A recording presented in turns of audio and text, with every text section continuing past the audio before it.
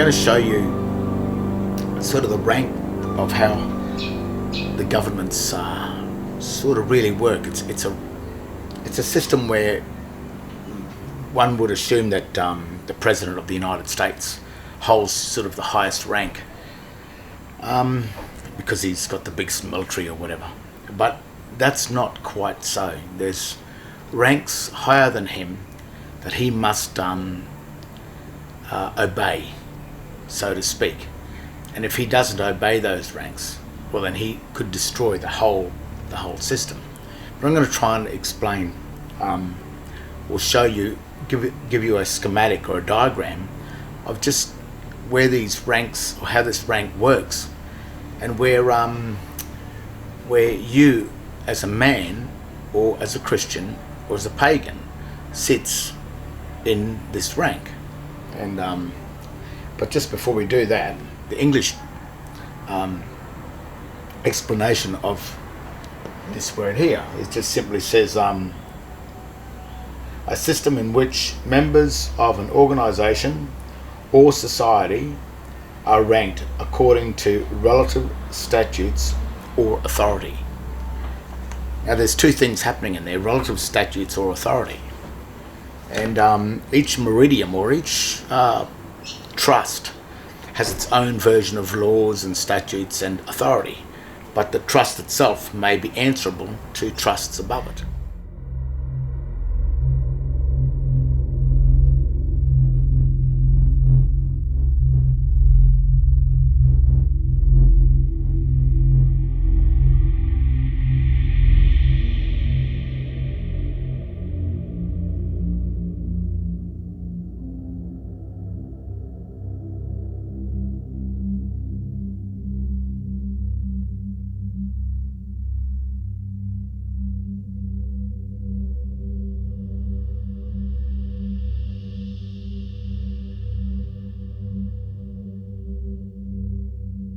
And that's the other thing, where some government workers and some police officers and what have you, even some lawyers, are not quite understanding this,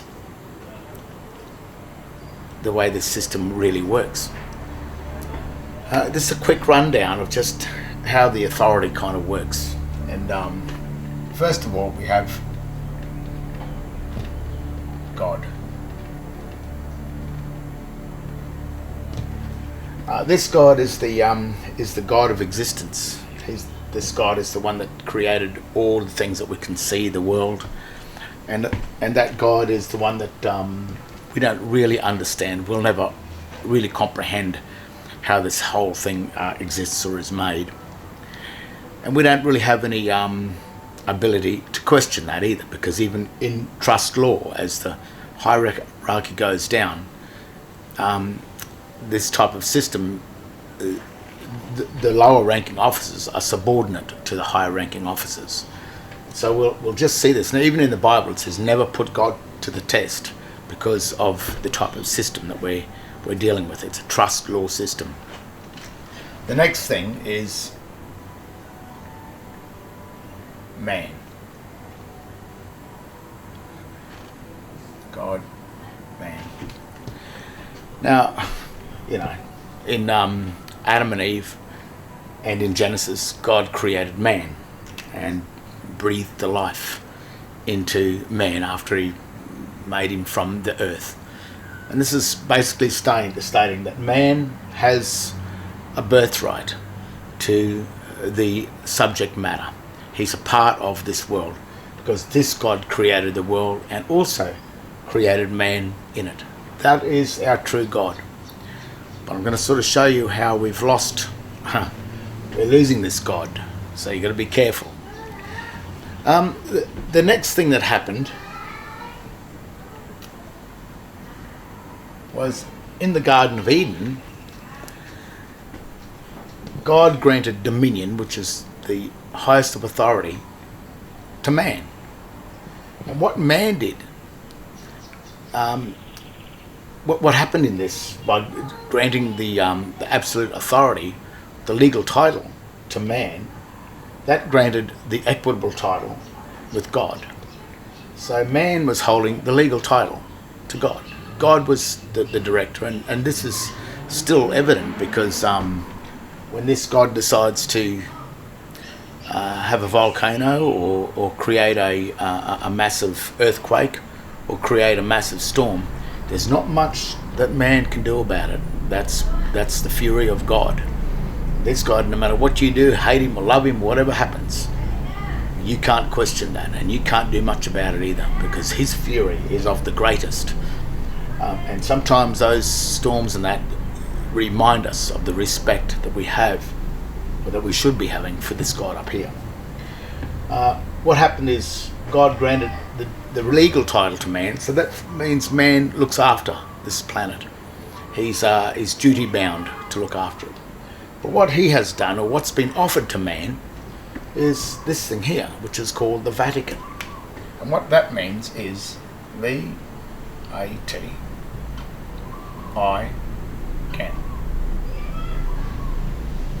Vatican, which means that I can, which means holder I can.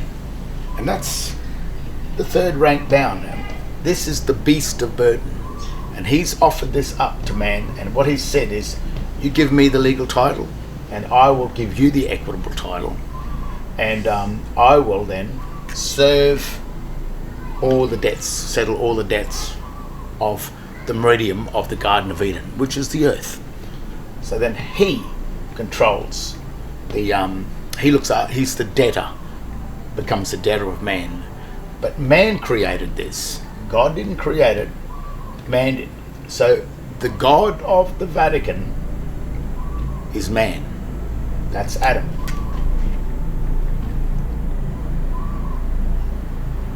That means man. Adam means man.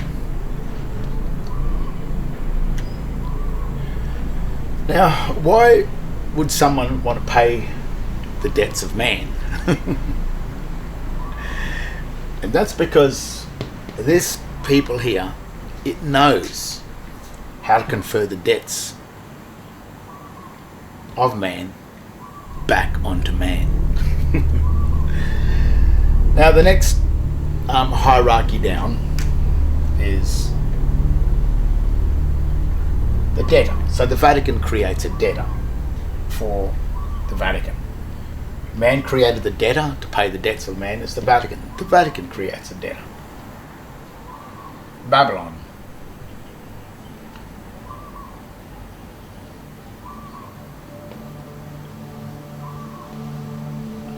Which means baby for long time. That's what Babylon is. Baby and long, L-O-N. In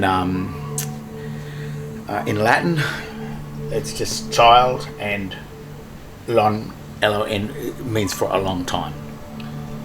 And that's probably what the surnames and the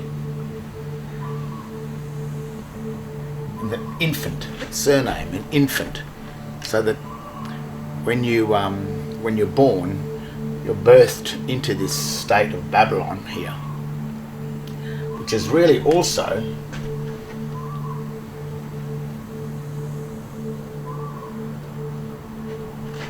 really or the Roman Empire, or it's the debtor of Rome.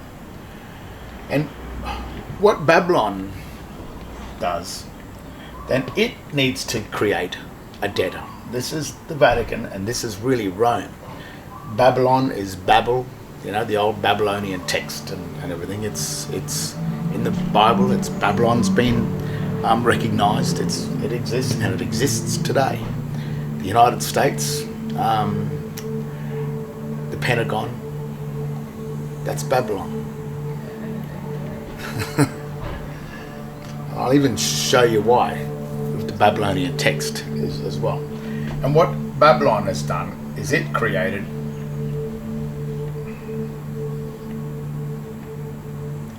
a creditor and a debtor. Creditor and a debtor. And this is what they talk about in the Garden of Eden, the tree of life and the tree of knowledge.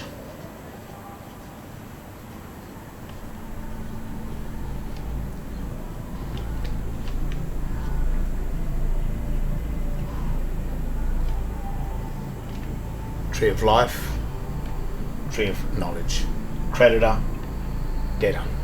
And these two things were accounts. So Babylon had to create a remedy inside this, and to get man to pay his own debts is to turn man into either the debtor of Babylon, so that Babylon could be the debtor of the Vatican, so then the Vatican could be the debtor of man, so that man is the debtor of God. But what this thing here is trying to do is get rid of man, because this is the serpent, the usurper. It usurps in, and if it can get rid of man, then all of the debts that are paid to Babylon and then to the Vatican, if man isn't there, then he gets to keep the loot, keep the gold, keep all of the debts of man. Vatican, the very symbol, is also Vat I can, holder I can, and holder is like a valley, which is the banks of a river. It is the first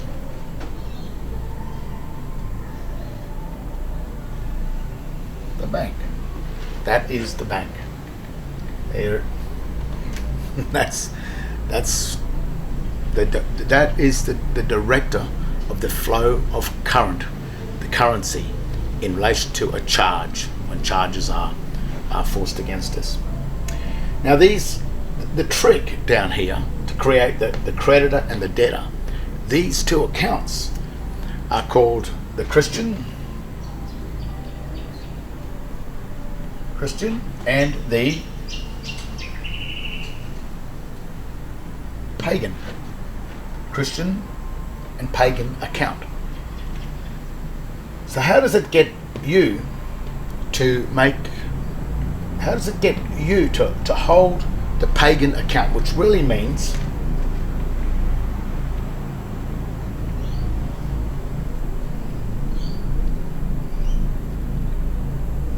the pay again account? Pagan, pay again. So why this is paying again is because man's already paid. It's already, his debts are paid by the Vatican. But the Vatican are going to get man to pay the debts again for the second time. So now we have God, then man. Man created the Vatican, the first debtor. The Vatican created Babylon. And Babylon created two accounts, the Christian account and the pagan account. The creditor, the debtor. Life and knowledge. L and K. Kill. L-I-F-E. Life and kill. Now, there's two warnings. When God said to man, he said, whatever you do, you never eat from the tree of knowledge. Don't eat, otherwise you will surely die. That was the warning. Now, in the New Testament, Christ came along and he said that in my name only, my name, which is the name of an account, shall you be saved. My name only. So now we have these two accounts, which is the creditor, the debtor. The tree of life, the tree of knowledge, life, death. Death, life. They're called accounts. So this account is the account of the creditor. This is the account of the debtor. Now, how do we get man to hold the accounts of the debtor? And this is probably one of the biggest tricks where the birth certificates and everything come into being. We'll name the account, and we'll just show you what's going on. This is the name. This is the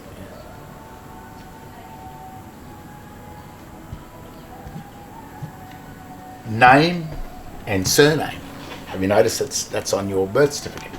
And then when you look at your birth certificate, let's talk about John Paul Smith. John Paul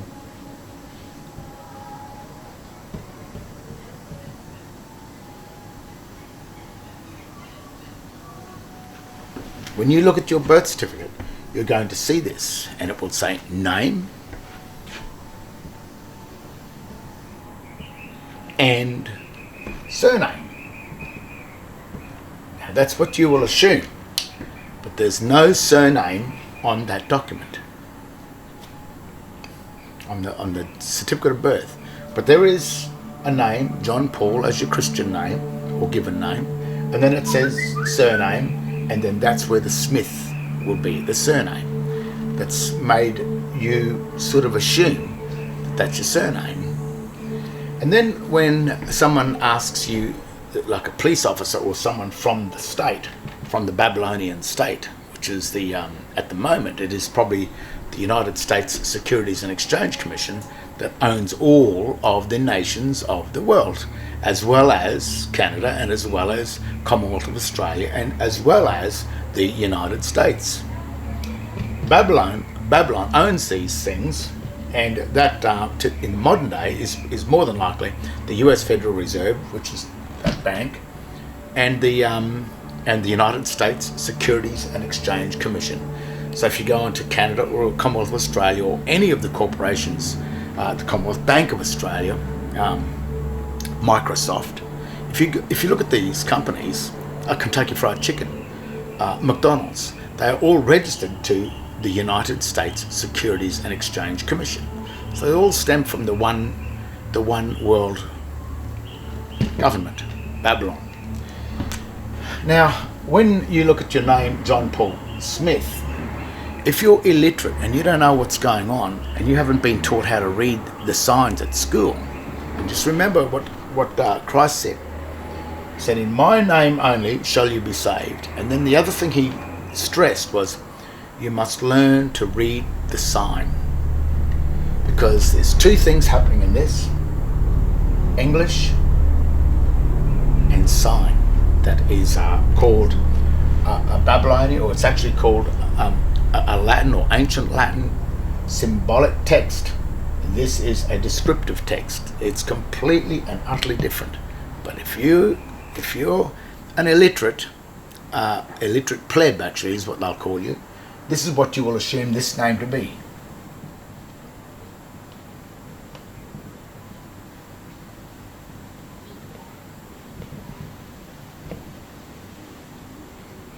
So when a police officer comes to you and says, what's your name and your date of birth, you'll say, "Oh, sir, my name is John Paul Smith."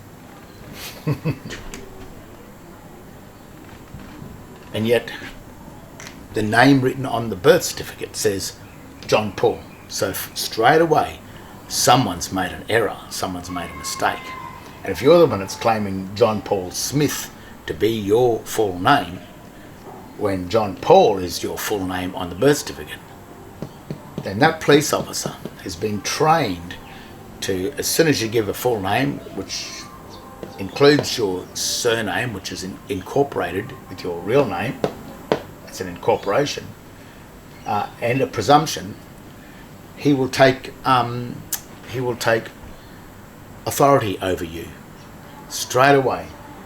And what it is, under a form of water law salvage rights, because you're not John Paul, you claim to be John Paul Smith, and John Paul Smith, in law and in fact and in reality, John Paul Smith does not exist. Only John Paul in fact exists. John Paul in reality and in fact, John Paul Smith in reality and fact does not exist. So that enters them into the world of fictions. So rather than you being a man, you will become down here a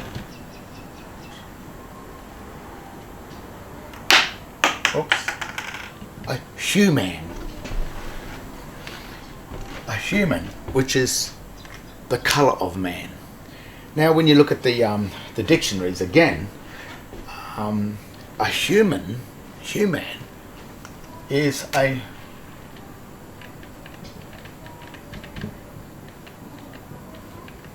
monster. And then when you go into monster, the word monster is a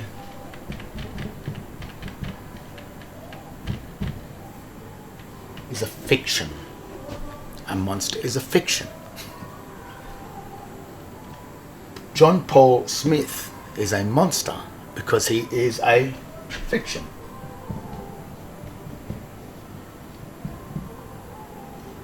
Also a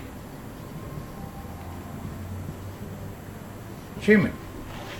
And the other thing which is very strange about this is the minute you incorporate any two items together, any two things together that are incorporated in relation to the Vatican or the water law, it becomes a person.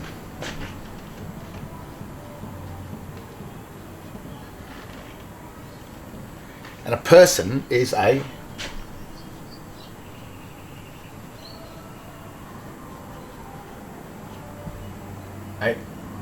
corporation, corp speaking, which means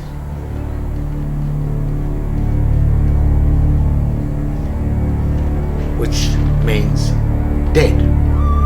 So through your own ignorance, what you're stating here is that you are the surname who is dead. Now, no one forced you to do this. You did that. You claimed your name to be the incorporated name because John Paul and Smith don't exist. They exist as two separate entities, but they don't exist as one name. So you're the one that did that. You're the one through your own ignorance and your own inability to assume that you are right. Yet Christ comes along and said, no, you've got to learn how to read the sign. He didn't tell you what the sign, he just said, you learn how to read the sign. Well, if you know how to read the sign, you'll know straight away that, oh no, that's sign, that's not my name. That's no part of it. Sign is sin.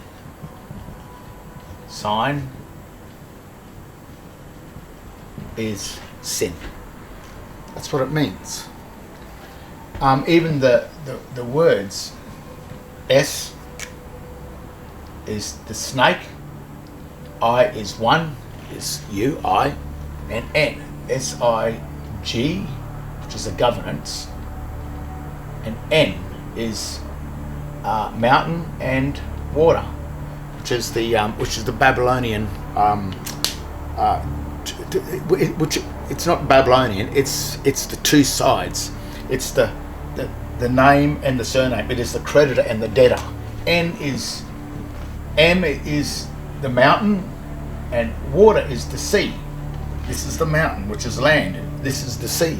But the N, when written, is the two combined. So in the symbolism, when it looks the symbol, this is the snake, which is Satan.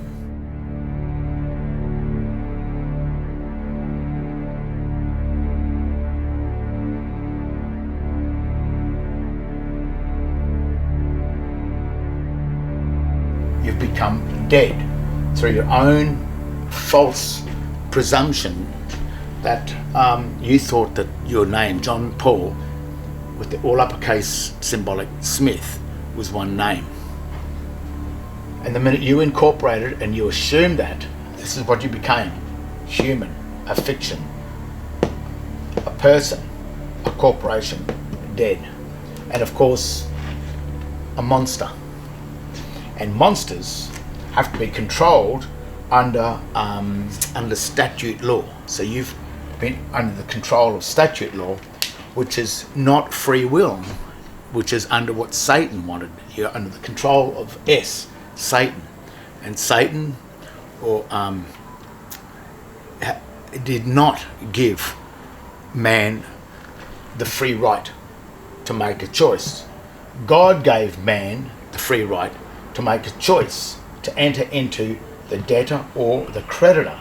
But how you make that choice is by learning what Christ said, by studying the Bible and working out how the Adam and Eve trusts about in relation to 1:26 of Genesis, where God granted dominion.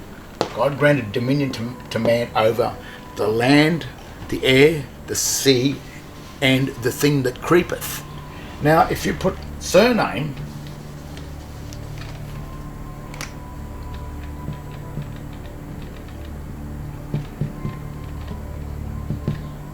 into the Latin dictionary, surname means the thing that creepeth up from below. So what's happened is man has been given dominion over the surname, which is the person, which is the human, which is the fiction, which is the dead corporation.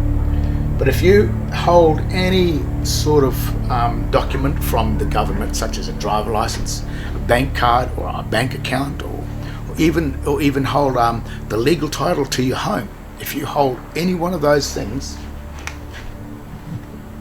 you're dead. You're in the tree of knowledge. You're a debtor.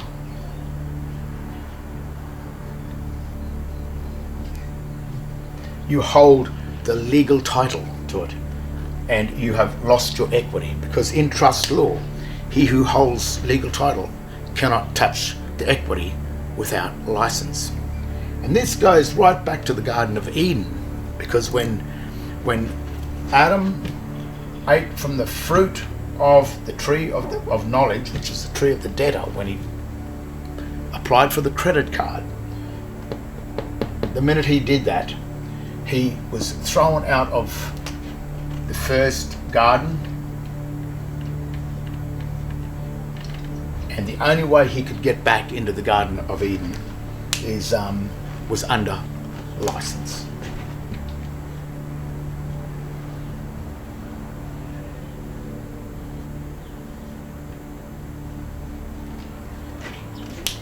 Now remember that maxim. He who holds legal title cannot hold the equity without license. And the license to hold the equity is granted from Babylon, which is the Vatican, which is the bank. So when you sit down here, when you're dead, then you need a license to do anything at all. And that's what's happening to you. You want to go fish, you want to do anything, you want to drive a car, because anything you do in Eden, while you're the debtor, you must have a license. Now remember what Christ said over here. He said, in my name you shall be saved. So what happens is this name here, John Paul, is the creditor.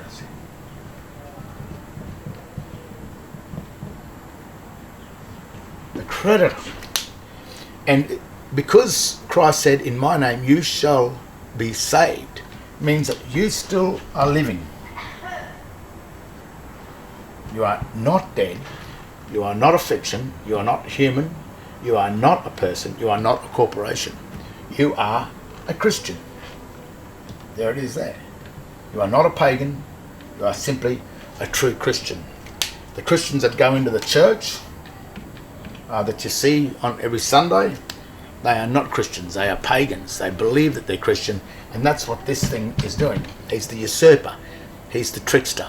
Satan is always the Lucifer, the illusionist, where he presents himself as God. Because persons, the only God of a person, which is the only God of a debtor, is Babylon, which is the Vatican. The Vatican created these things here. The Vatican created the incorporation. When two names or two things are joined together, that's it. But when you're Christ, you only have one name. You don't hold any legal title, anything. When you learn how to operate this account, this Christian account over here, you will start to realize that you can have anything you want. ask and you shall receive. And that's how it really does work. Now, the account name, just to finish off, this is where the real trick has been in here. The Christian account, or the credit account, is John Paul.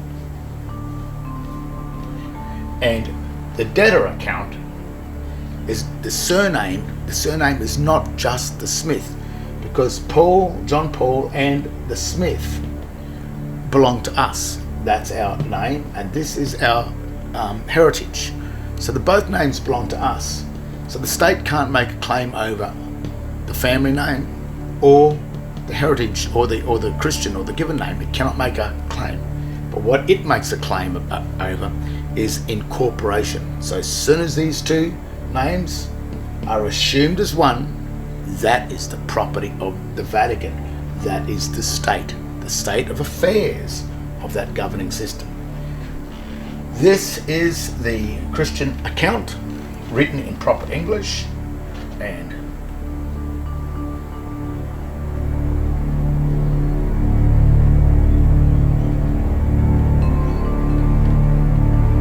that is the debtor account, the pagan account. That is, so if you hold this name here in proper English, you become the debtor. So when you walk into a court and say, I'm walking into this court, I am a living, breathing man, well, yes, you might very well be that. But the magistrate, who's the administrator, which is Babylon, and the administration, well, it's here. That's what this thing is. Here's the I on the bill. The administrator, which is the magistrate, the man will walk in, I am the living, breathing man, Your Honour. And he will say, yeah, well, that's fine. Do you hold a driver licence? Yes. What's your name? My name is John Paul Smith. Well, the magistrate is obligated to set up a salvage trust, salvation, for this, because this person down here, this man, has been lost at sea. He doesn't know who he is. He doesn't know his own name. And there's another maxim, is if you know not the name of the thing itself is surely lost. So if you walk into the court and say, I'm the man, but my name is John Paul Smith and I hold a driver licence, the poor old magistrate, he sits there, what can I do about this? Okay, so he sets up a trust and then gives him a little bit of justice that's seen to be done to make him feel a bit better, but still whacks him anyway, and whacks him as a debtor. And then once he's got the debt, he can't get out of it. You've got to pay, because debtors pay the bills. And if you're one of these, the full-on debtor that's agreed to be John Paul Smith, because you read John Paul and the Smith in sign language and you assumed it together, that's not his problem. You assume that. You didn't do your homework. You didn't learn how to read the sign. You didn't learn your grammar. You learned nothing. You remained as a pleb, as a dumb idiot, as someone you just remained dumb. So the magistrate, he's just got to administer you. The Vatican, he's got to administer all of you. So what he does is that he throws you on the Vatican ship at sea, in the Holy See, and you lose all your rights then to land law. You lose your standing as man and as Adam, and only because God said, whatever you do, do not eat from the tree, or do not eat the fruit, be a usufruct of the debtor account. Don't do that. Otherwise, you will surely die. There's you there.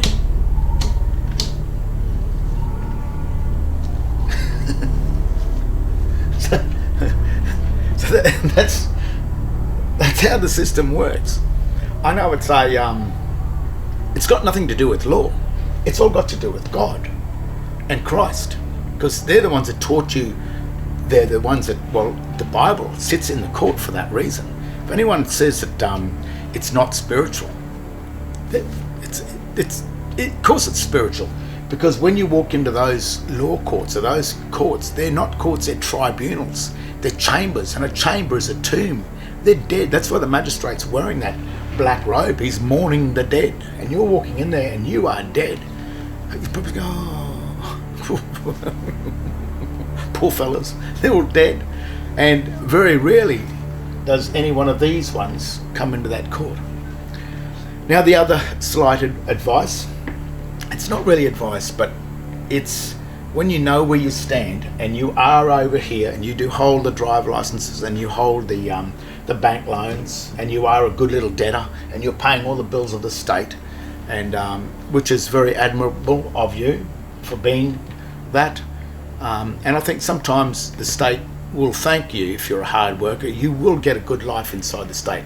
But when it comes into a charge, when you've been charged with any form of a charge account and you are the debtor and you hold the driver license to prove that you're a debtor, because the name of the driver license is written in the all uppercase language, which is called the ledger language, or the dead ledgers that are on tombstones, or it's also called an engraved image, which is another thing that God said, do not worship the engraved images, which are the engraved images that sit on top of the tombstones, which is the ledgers, and that's the stuff that comes in the mail. But in a court, if you are a debtor and you know that you're a debtor, then no matter if you're guilty, no matter if you're not guilty, if you've been charged, then my absolute advice to you is to plead guilty. Still state the case, but make the guilty plea. Because in the United States Libor Code, the enemy of the United States, which is the enemy of Babylon, the enemy of the administrator, is the belligerent officer. And the belligerent officer is the one that pleads not guilty. Because if you walk into a court, you're walking into the court saying, well, yes, I am the debtor and I'm not going to pay your debt. That's what you're saying. The other thing, what it does in a legal sense, the magistrates love it when you plead not guilty, because the minute you plead not guilty, you violate the military codes, which is the law of the sea, the Holy See, and you put yourself into a state of conflict. And once you're in a state of conflict in military law, the administrator has right to administer the conflict. So you're handing over all of the power over you to the state, because you have become the enemy of the state.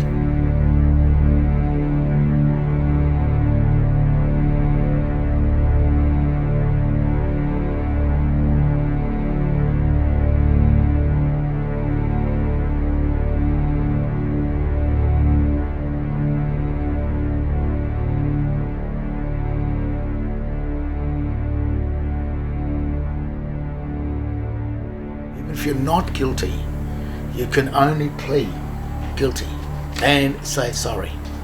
Because when you have operated, when you've walked into this and you've chosen to be the debtor of the state, you have no rights.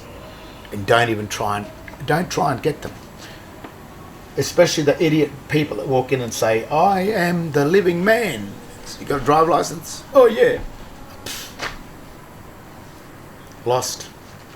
Completely dumb, stupid. The other thing is, do you need to come back to living man? One of the biggest things is the difference between coming back to being a living man. You don't have to be a living man. You don't have to come back to walking into that trust, because this is outside the system. Once you simply hold the creditor account, Christ becomes your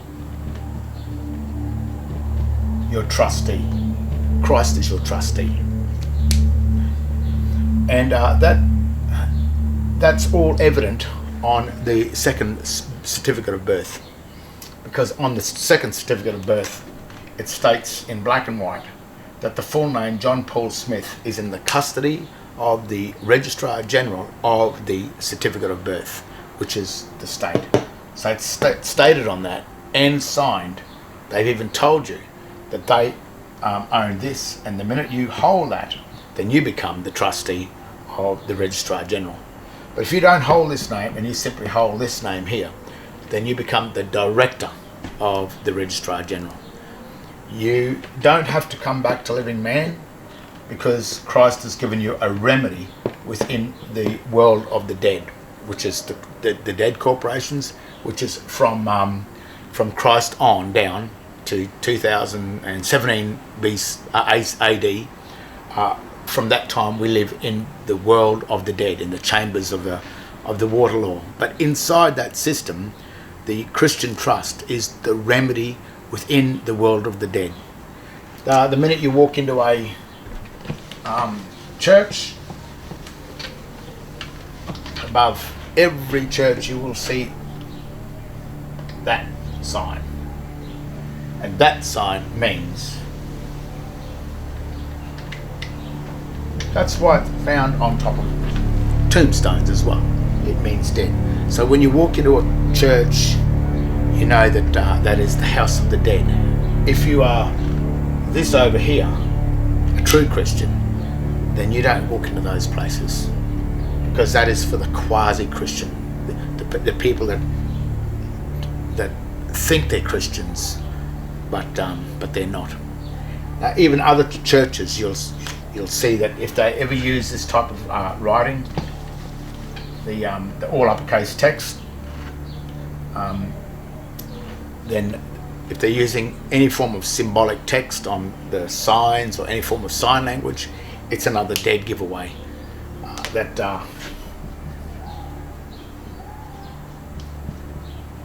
In this all uppercase text, they're telling you that that is sign, that is sin, that is the house of the dead, the cross. So even though people walk and go, I'm going to church and I'm doing whatever it is, all you've got to do is just read the signs, go into the dictionaries, the legal dictionaries and the Webster's dictionary, start having a look at these signs, and it tells you in black and white everything. But the whole thing of the world of the dead that belongs to the administrator, which is Babylon, which is the Vatican, if you're down here, then you are subject to that. If you're over here, then you are still got the ability of living man, yet you hold the account that directs the Vatican. That's why the Vatican probably doesn't really like real Christians. It creates its own quasi-Christians in all of its church, because it knows it keeps them, or keeps the masses, under control. But when you work it out, usually criminals don't work this out. The people that do work it out are usually the people that do love God and hold this God here as the true God, as they should. And when you do that, then you are subject to the laws of the Bible, like the statutes that make up the 10 Commandments, and also Christ, which is, if you love your neighbour in a spirit of brotherhood, then no war would ever happen. But people that are with this God automatically know that they are subject to the real laws of the Bible, and they wouldn't do anything against their own brother or their own neighbour that they wouldn't like to happen to them. So the people that do work it out and that don't need to be controlled by the state, don't need to be controlled by the state, because they are the true solemn people that have worked this out. So I hope that explains the hierarchy and the principle of how our governing system works today in this modern day society. It's ancient and it's never going to change. It dates back thousands and thousands of years.